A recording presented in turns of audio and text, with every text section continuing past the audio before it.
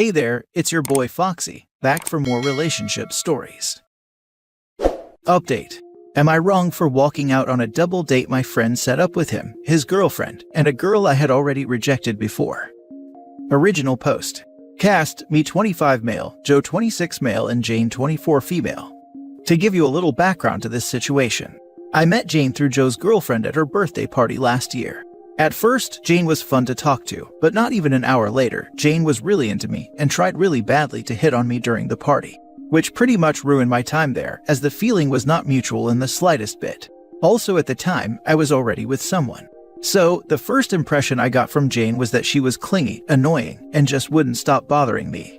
Unfortunately for me, she became part of my larger friend group, because she is part of Joe's girlfriend's friend group, and because me and Joe hang out a lot, and I am also friends with his girlfriend, I pretty much run into her at minimum twice a month.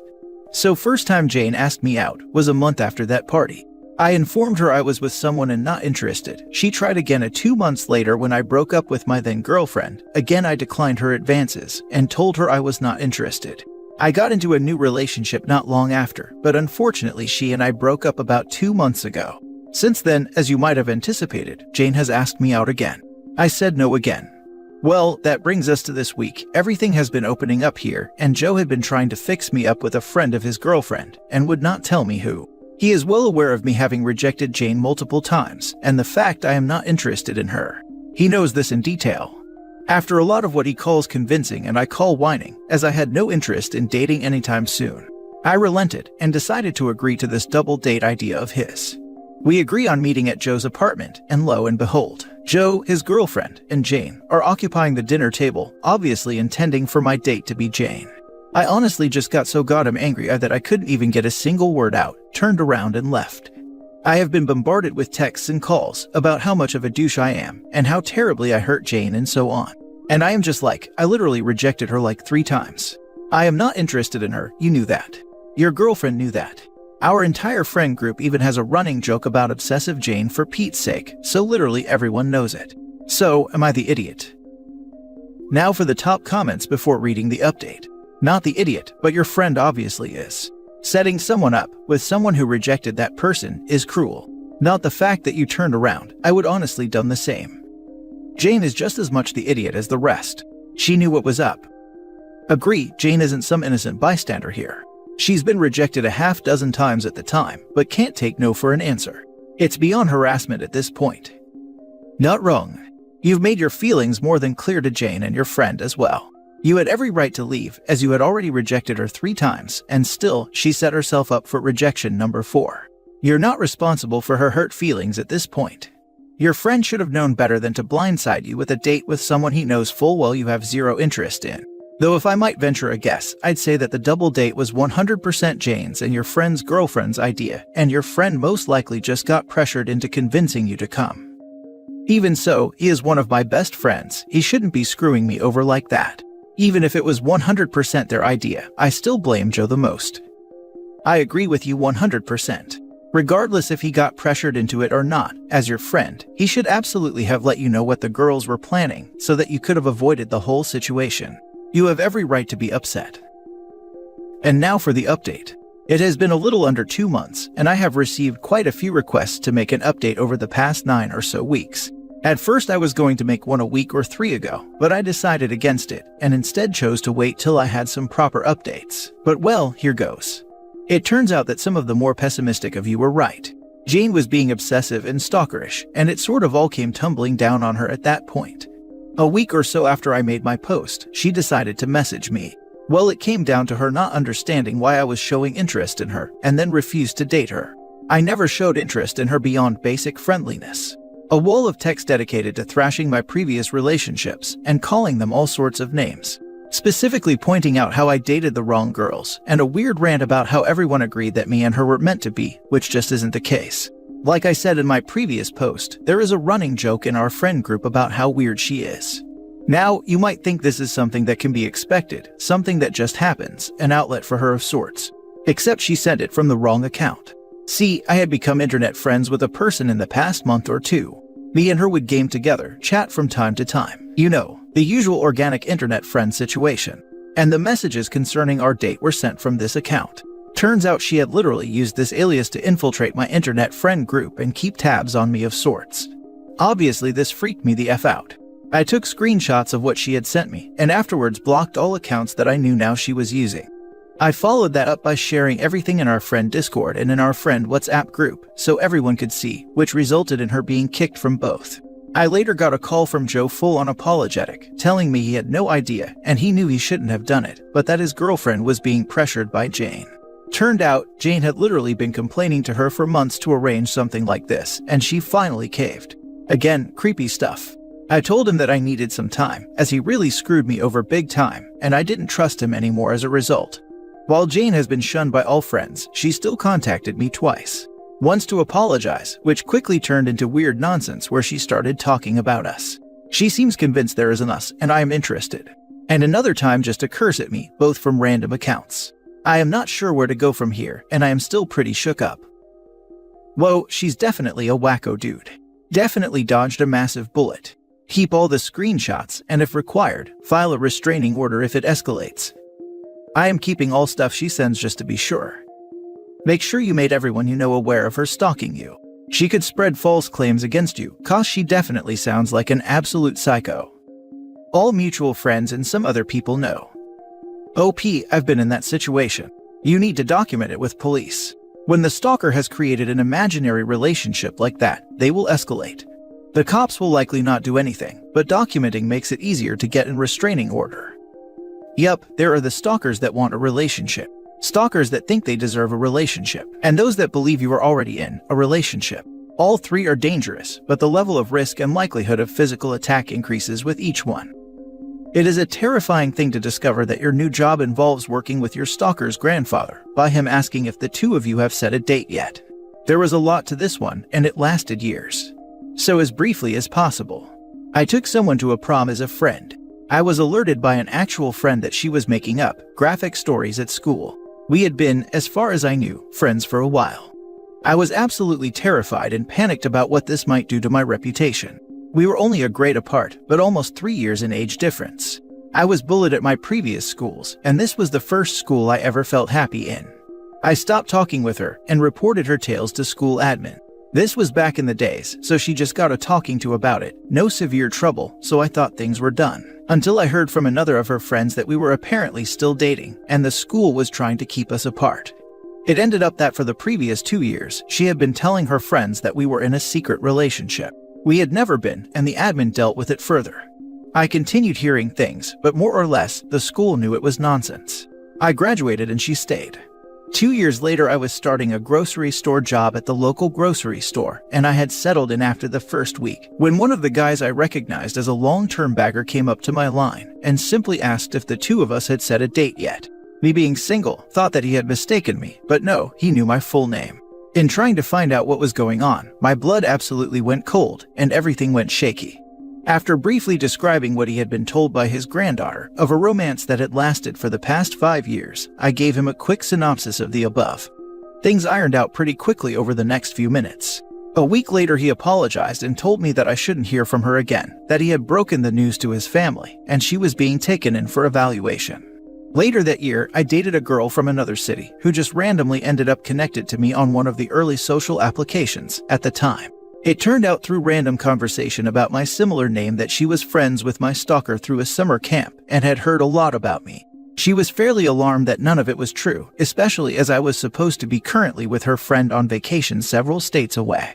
She handled things well, and we eventually broke it off for other reasons.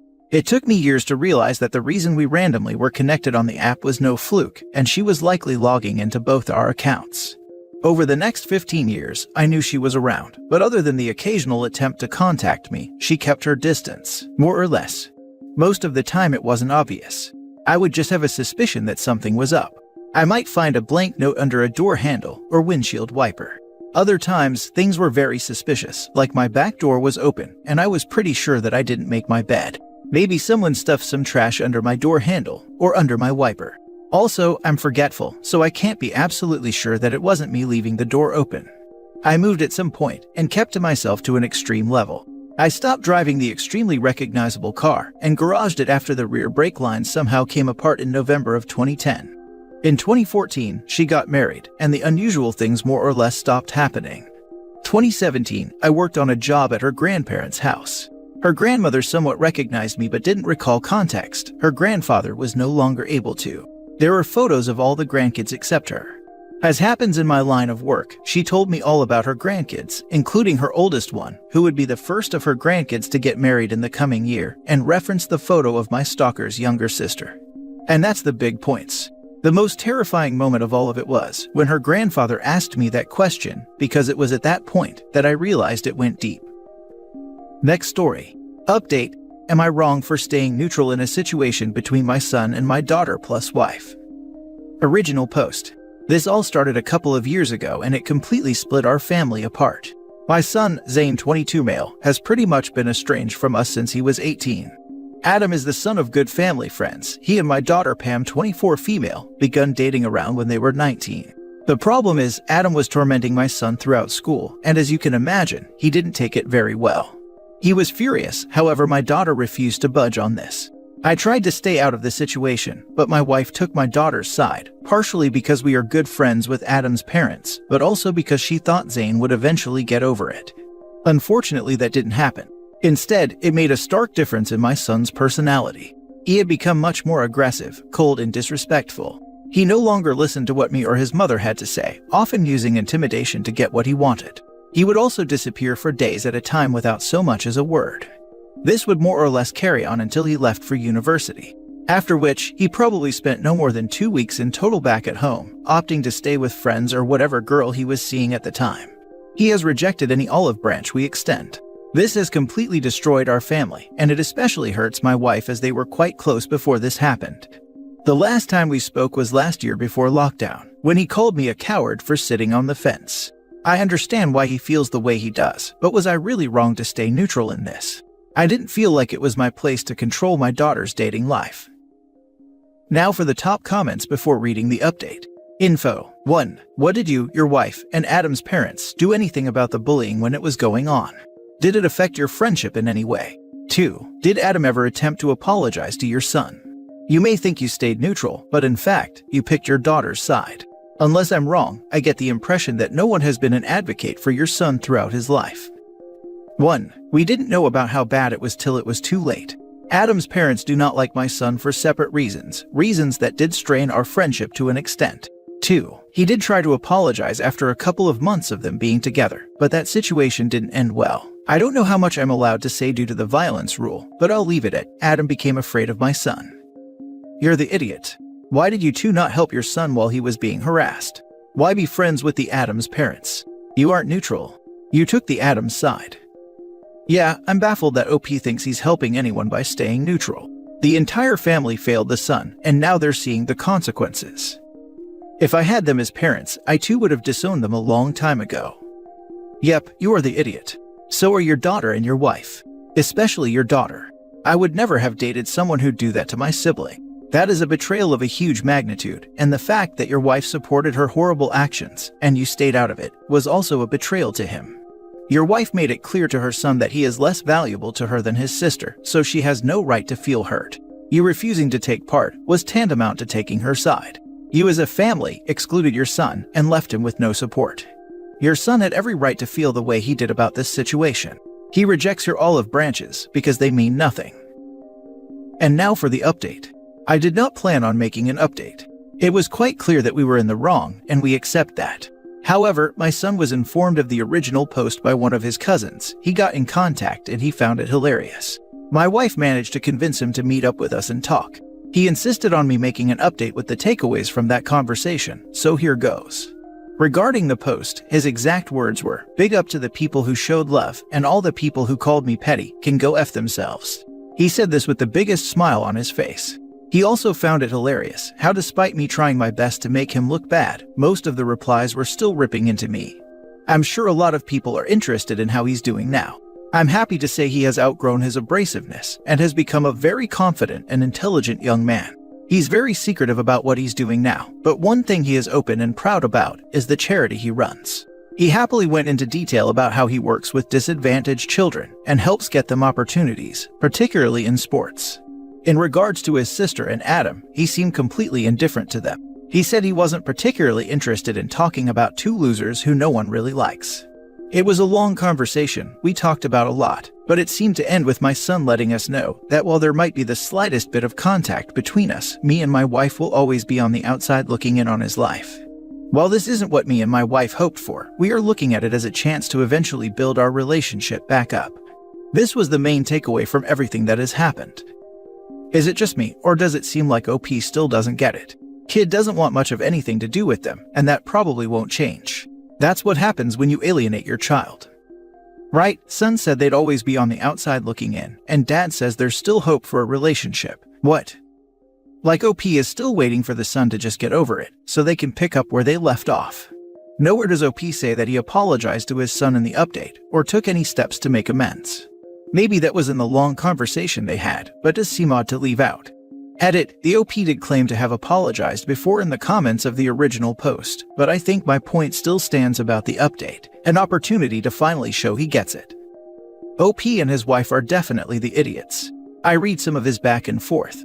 Apparently, Adam's parents don't like Zayn because, get this, Adam's little brother tried to harass Zayn too, but Zayn was having none of it and turned the tables. But somehow both sets of parents ignored the fact that Adam and his brother were tormenting Zayn. OP is a performative parent. There's no real love there for his child. I'm glad the son got away from them and living his own life. He did try to apologize after a couple of months of them being together, but that situation didn't end well. I don't know how much I'm allowed to say due to the violence rule, but I'll leave it at Adam became afraid of my son. You love to see it. This brutally funny reply to the father's comment. Just out of curiosity, where did your son learn to stand up for himself? Does he have a cool uncle, grandpa, or mentor? He obviously didn't learn it from you.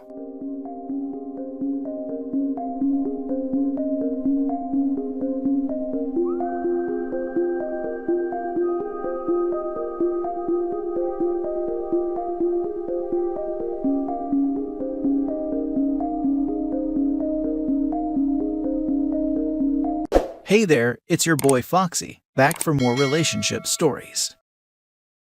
Update. I, 37 male, have a biological child who I've never seen, 17 female, wanting to make contact, which I don't want but my family does. What should I do here? Original post. When I was 19, I was violated by an older colleague, 34 female, after a works night out, and she got pregnant. It didn't go anywhere legally, as it was my word against hers, and she had the kid. Sadly, as there's no proof that it wasn't consensual, I had to pay child maintenance until the child was 16. Obviously, as it was a product of what happened to me, I wanted nothing to do with it. Told her to raise her baby herself. The woman died, not sorry about it, a couple of years back, and I've not heard anything about the kid since, so I had no idea what was going on other than my maintenance stopping, which was a relief because I finally felt like a millstone had been lifted from around my neck. Because of what happened, I never have been in relationships because of the issues it's caused me, and I haven't got any kids or anything like that, so I feel like I can start living a bit. But I was brought down to earth a bit last month when my mom said the kid got in touch with her on social media and asked about me and my family, and told them she was living with her grandparents herself after her mom died, until they both died themselves, so she's not got anyone now. Now my mom is one of these people with a massive soft spot for kids and young people, so feels sorry for her. I told her I don't feel comfortable with her being in touch with us, and I want nothing to do with her, so keep her away from me. She seemed upset, but I thought she accepted it. I will say throughout it all since then, my parents have been an absolute rock.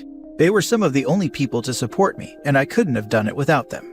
So I was talking to my mom at the weekend, and she admitted to me that she's not only kept in touch with the kid, but she had met them the week before, and they didn't tell me. Basically, they feel really bad for her because of the life she's had, and are starting to enjoy her being in their life. Not only that, she's been asking about me and what happened, and wants to meet me to talk and ask me questions. Obviously, I'm upset about it. I not only had to go for going against my wishes, but for betraying my trust like that. She said it's hard for her and my dad because of the way I've been, never had any kids or anything. They have always been sad that they'll never have a grandchild, and this may be their only chance. She also told me she thinks I'm being out of order taking it out on an innocent child who didn't ask for this, and could at least meet her to talk. I've said no and not spoken since, which is hard, because I normally ring my folks twice a day, and my mom keeps on trying to ring me. I don't know what to do. Reddit. I obviously don't want to be cruel, but that kid is a reminder of what happened to me, and I am just angry she's coming back into my life now, when I thought it could be over. And how could my parents do this to me when they know how I feel? As it stands, I have no desire to meet her and don't see the good that could come from it. But I don't want to lose my parents either. What should I do? Now for the top advice before reading the updates. I think you need to go to counseling to practice enforcing strong boundaries if you want to maintain a relationship with your family. You did not want that child, and you did what you had to do by paying child support. It's sad that she lost her mom and now wants to meet you. You may be biologically related to her, but you are not her dad, and you made it clear right from the beginning. You are not the bad person here. This is just an unfortunate situation for everyone involved. Doesn't change the fact that there's an innocent 17-year-old girl with no family whatsoever. OP doesn't have to be a father figure to this child, but she's still a biological offspring of her grandparents, and it's not fair to tell them they cannot help this girl out of a terrible situation. Is it OP's responsibility? No. Would it be easier to forget she existed? Yes. Does it change the fact that she does exist? No. This situation is tragic and it's going to cause hurt to someone, regardless of the decision made. Either OP, a 37-year-old man, can be reminded of an awful experience, but still be surrounded by loved ones. Or a 17-year-old girl can be reminded of her own awful experiences, losing everyone she is close with, and be surrounded by no one. I know this will be the unpopular opinion, but I feel that the 17-year-old girl's welfare takes priority. He doesn't have to be in his daughter's life, but he can't ask his parents to ignore this girl after she has reached out to them. I would bet that the child doesn't know she is the product of such an act. That's going to mess with her head, and she's probably bearing resentment to OP from whatever lies her mother told her. Getting to know the truth is going to be traumatic for her as well. It's interesting that she reached out to his parents first, but wants to see him. She may know more than one would expect. I have no social media at all, but my mom does, so it may be that. I'm sorry for what you've been through all those years ago, and I'm more sorry that you've suffered all these years since. Have you ever been to therapy to help you cope with what happened to you and begin to heal? I have, but I don't think it's really helped me so far, so I abandoned it. Go to a therapist that specifically works with trauma. It is a special training that many don't have. There are bad therapists and good therapists. Find one that works for you. There is no need to be a prisoner for the rest of your life over this. There is no need to be a prisoner for the rest of your life over this. That's just how I've felt all these years, but never been able to put it into words. Thank you. Edit. So I spoke to my mom today. She's still insistent on having a relationship with her. I said she can, but tell her that I do not want to meet her at all and won't do it all. Would you believe my folks are actually intending on her coming over and having Christmas dinner with us? I basically said if they do that, I'm not going. I get people disagreeing with my parents' actions, but do not be disrespectful of them or call them names, please. Despite this, they're wonderful people and we're the only people who have ever had my back throughout. Thank you. Now for the first update. I spoke to my parents. I basically laid out exactly why I didn't want contact with her. I explained it's not a personal thing, but rather that she is to me the living embodiment of my offender, and that if I were to have contact, I feel it would make me relive it all over again. I reassured them they can have contact with her, and I won't stop it but to stop trying to force me. They obviously agree with me and said they'll respect my wishes. With regards to Christmas, as it stands, she'll go for Christmas Day and I won't, and I'll go for Boxing Day. My parents are upset because it means I'll be completely on my own Christmas Day. I also wrote her a letter and gave it to them. I wasn't mean or anything to her, but I explained exactly why I didn't want contact and how being in touch with her would make me feel. And that until I get better, I didn't want contact and asked her to respect that. My folks gave it to her and she read it while she was at their house. My mom told me she broke down crying and was really upset. She obviously had no idea what happened. She asked them if they'd let her have some paper and write me a letter back, and she did, and they gave it to me. Initially, I went mad that they did give it to me, because I felt like they didn't respect what I'd said, but they begged me to read it, so I did. And God, I'm now confused.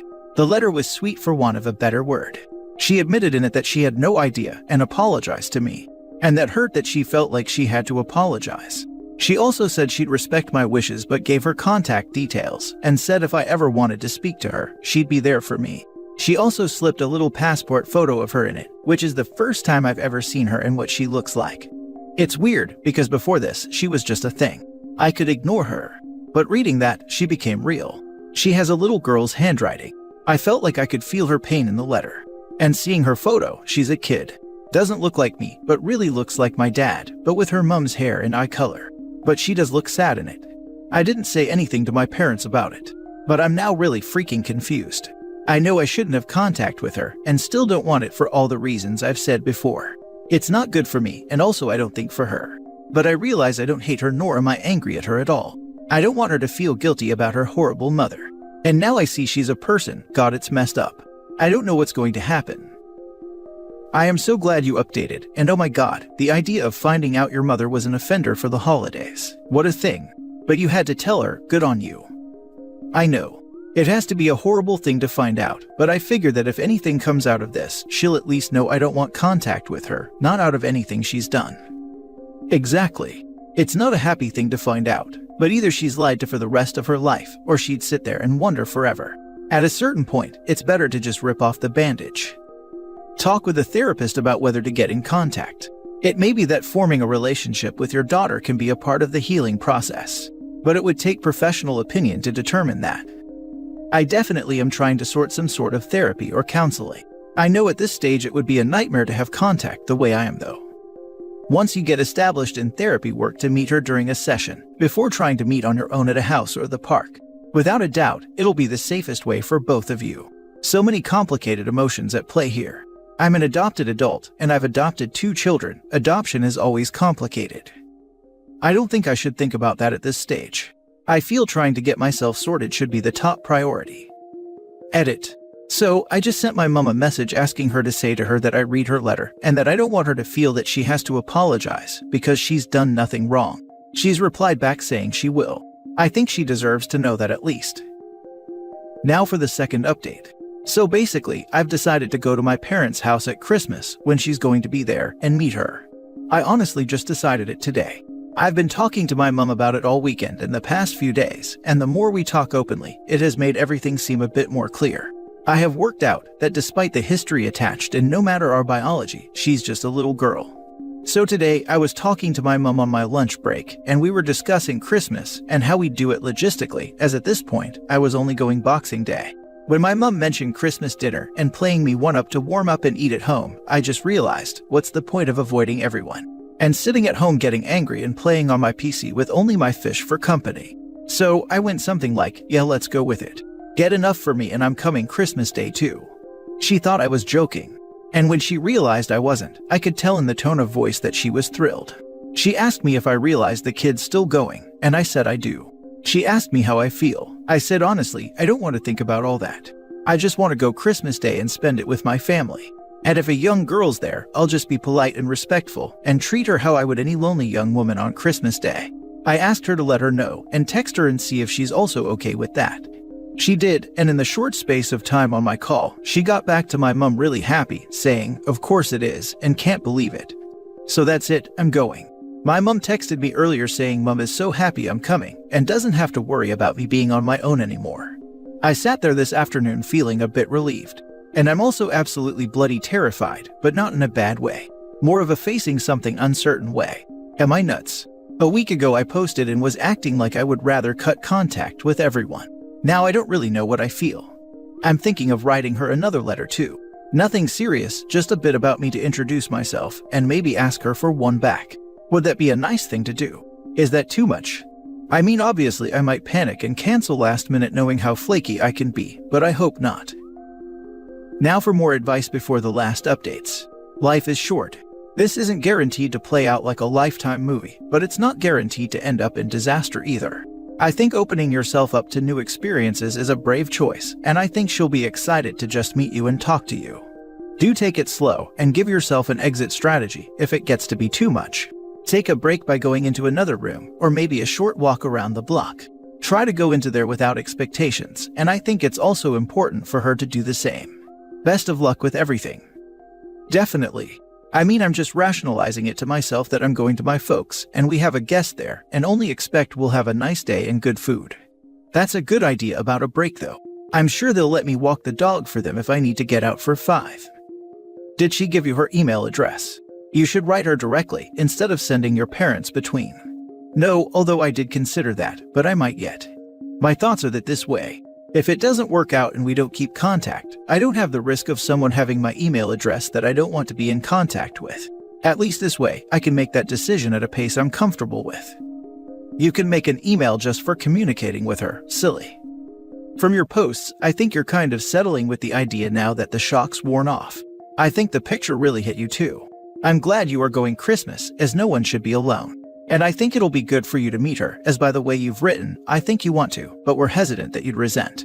But as time goes on, you are warming up and thinking of her in a more positive light. The letter sounds a good idea. Maybe you could include some of your quirks and favorite things, and about your fish. I think so. It was like at the beginning it was the shock and it wasn't a real situation to me.